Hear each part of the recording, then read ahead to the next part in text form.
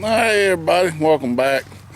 Today I was going to make a short update video about what's been going on around the farm and the shop and where I've been the last few weeks. It wasn't the last video, but the video before last showed putting up a gantry.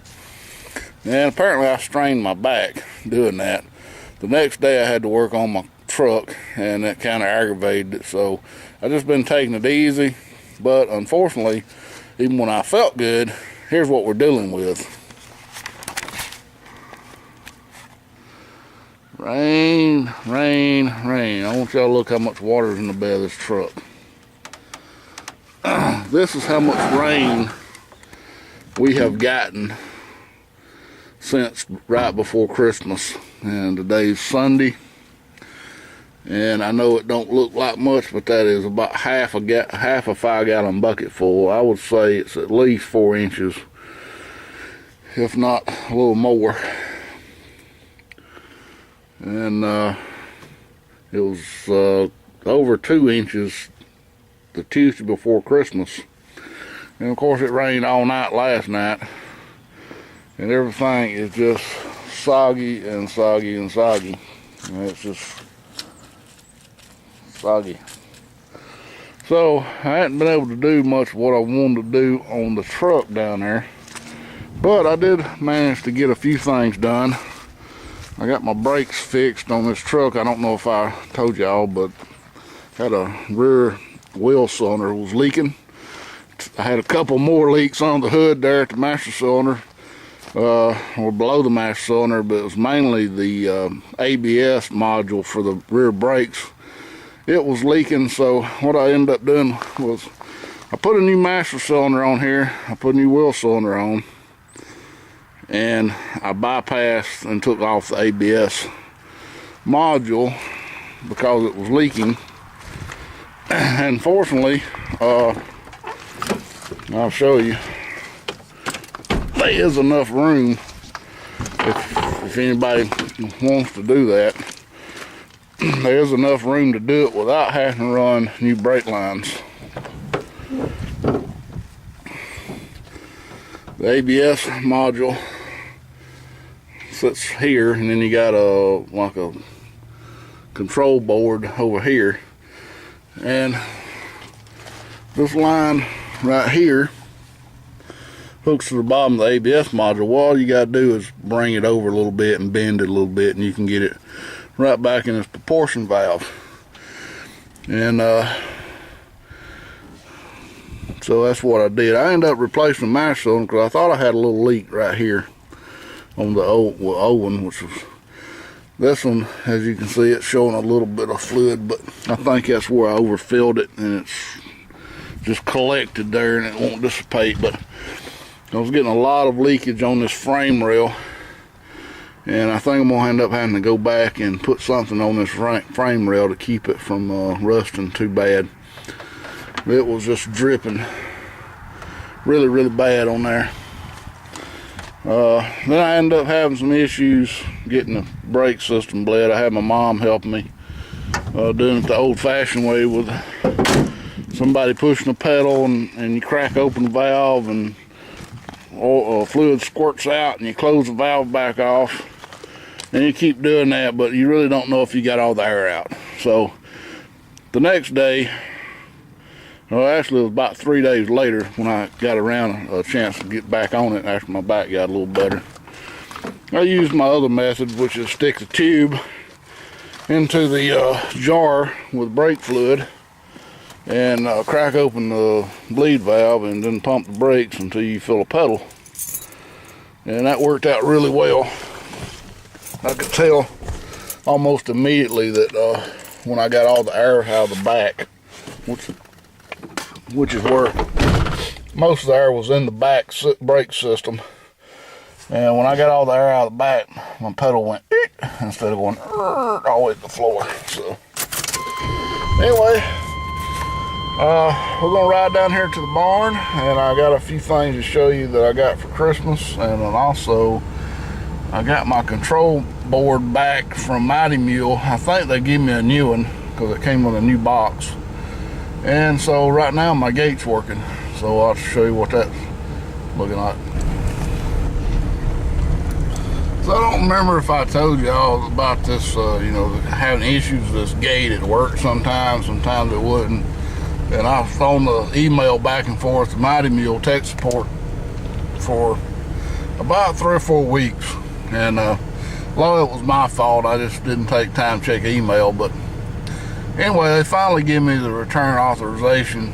And I took my circuit board out of the control box and mailed it to them. And probably then a week and a half later, I got another one. And so I got it put in before all this rain. And for some reason, this cylinder was installed upside down. I don't know if I did that when I originally installed it, but I just caught it. And of course, we had gotten all that rain, and when I turned it over, water just poured out of the bottom of that casing. So apparently it didn't hurt the motor. And I'm like, yeah, that thing's supposed to be turned over, you know, where the water won't get in. There's a hole on the bottom side, which the hole is on the top. And as you can see, it's just muddy and wet. And I have done nothing to this area since I put this gantry in. Had plans to get this truck up. I did go down there and pump the tires up on that K10. 3 of them were flat. I got the tires pumped up, but I never could get no help to help me get it up here. But I got to move this little truck bed trailer frame, so I can take the bed off and put it on this frame, this trailer frame. I can move it around. So I got to do that, and then yeah, but I'll go inside and I'll show you some plans, or tell you about some plans that changed, some stuff I got for Christmas that's going to help me on that truck.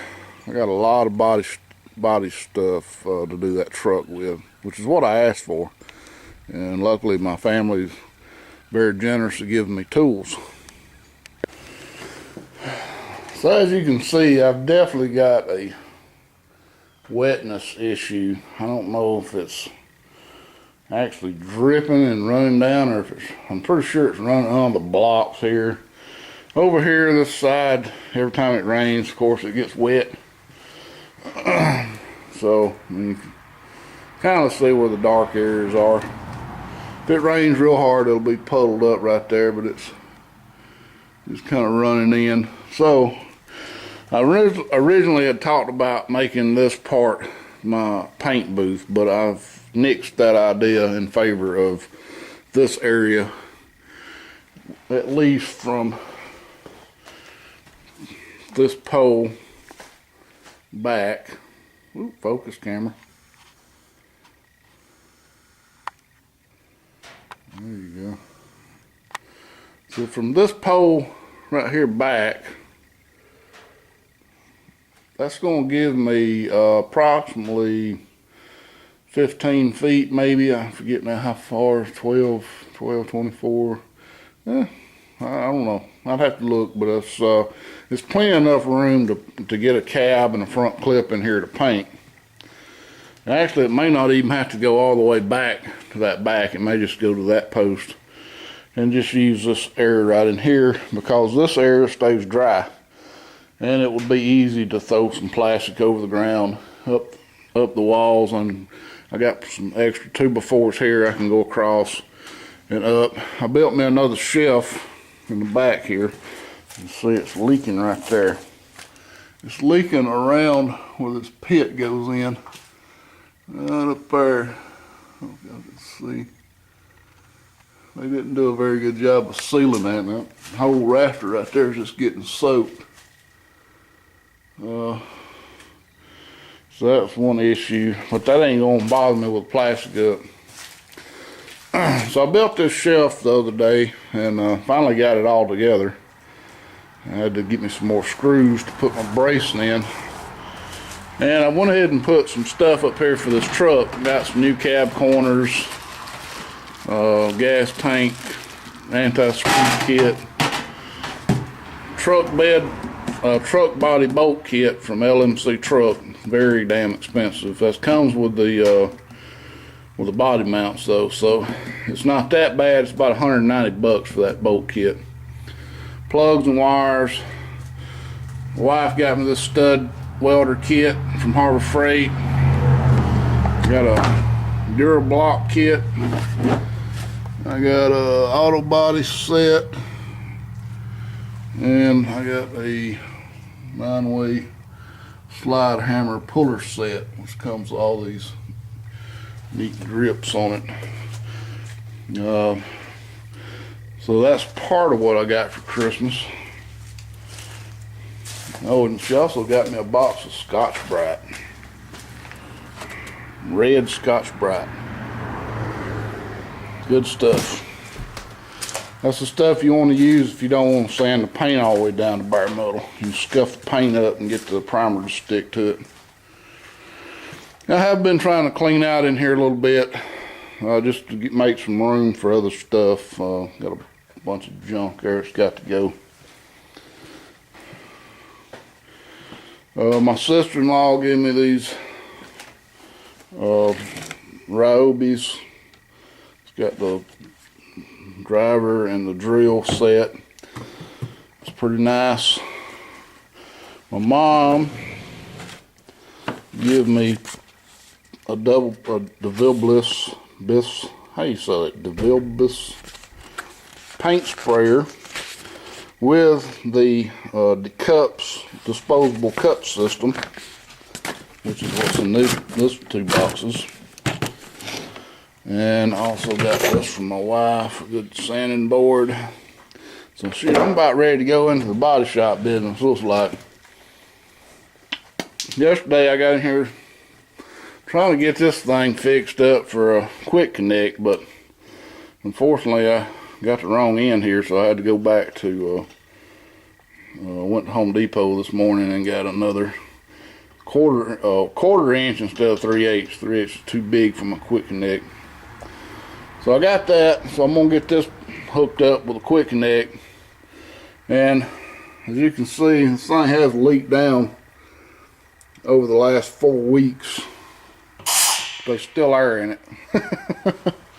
I hadn't run it since the day I videoed it. The next day I checked it, put it on, showed you on video, it lost like, what, 3 or 4 pounds overnight. So that ain't too bad. Oh, my wife also got me a new DA sander. A Kawasaki. I didn't know Kawasaki's made DA sanders, but it's a Kawasaki. Got some sanding paper. So, there's the Ryobi kit that my sister-in-law got me. It's real nice of her. And I bought this at Home Depot this morning. This is pretty cool right here. I don't know if y'all have seen these, but you can buy them and they're stackable. This clip from the next one will clip here, and you can stack them up. But I liked it because I know DeWalt's makes good, you can hardly get it open. They make good containers, especially for their drill bits. Got a couple of clips here on the front. Oop. And that right there will come in handy. I'm gonna put some screws in there, and you can take them out, whatever you want to do. 14 bucks. Couldn't really pass that up. Might go back and get me another one. And I got some air tool oil. And of course the fittings. Change that over to a 1/4 inch MPT.